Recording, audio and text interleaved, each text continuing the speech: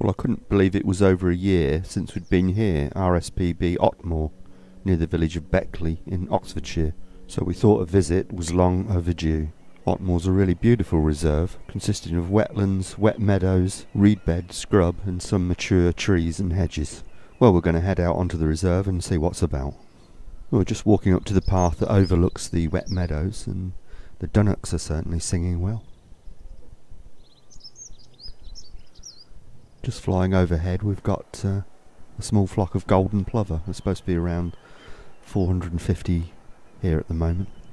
Otmoor is also a very good place to see red kite, and looking out there's one being mobbed by a lapwing at the moment, and another one being mobbed by two crows.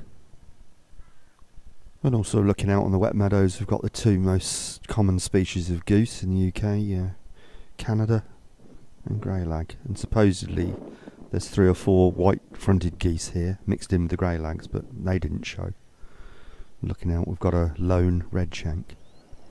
Well, here we are at the state-of-the-art wetlands watch, bird hide, bird watching in comfort. And if you look out the left-hand side, that's the view you get. Get more wet meadows and wetlands, and likewise the right-hand side. And the front window overlooks the hedge, path, and a deeper channel of water. Let's have a look, see what's about. We've got grazing widgeon, and we've got 3 or 4 redshank on view from this hide, and they're calling. I love to hear redshanks calling. It's the sound of the wild to me. Also looking out, we've got a pair of heron. Looks like they've got a nest. And another member of the heron family, a little egret, and lapwing. And just looking at the top of the screen there, there's movement. Looks like a skylark. And in the hedgerow that runs parallel with the path, we've got mixed flocks of reed bunting, goldfinches and linnets. Linnets have a red status with the RSPB, and their numbers dropped by 57% between 1970 and 2008. Also got a few chaffinches mixed in as well. The flocks are coming onto the path to feed, and looking further up the path we've got a stock dove, and also a cock pheasant keeping its beady eye on the situation. We've got a lot of reed buntings out there, both males and females. This is a male, hasn't quite got all its black yet on the head, but that'll change in the next month or so. And this is a female.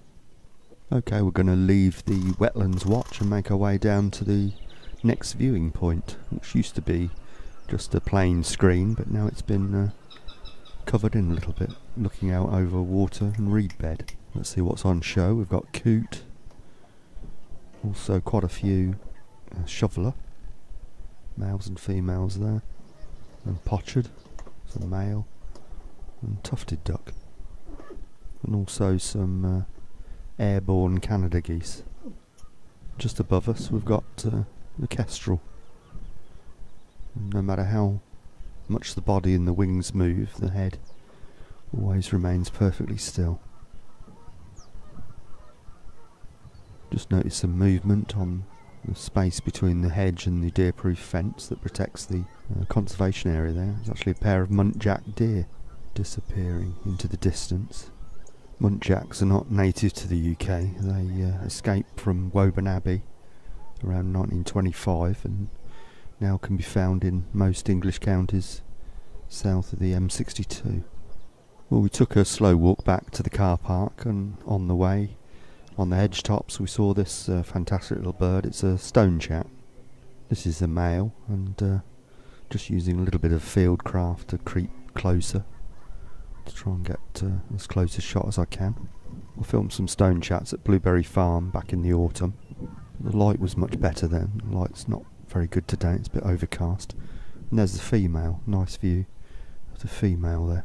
I think I mentioned on the Blueberry Farm film that they actually get their name from the call they make, supposedly like 2 stones being tapped together. We've got another male there as well. I'm sure that's a different male because the head doesn't look quite as dark. We've seen the males fly up into the air and hover momentarily and then dart to a different position and hover again. And I've never actually seen that behaviour before. It's something to do with territory. I didn't manage to get any footage, but John Finlayson managed to grab this still. So I'll leave you with that.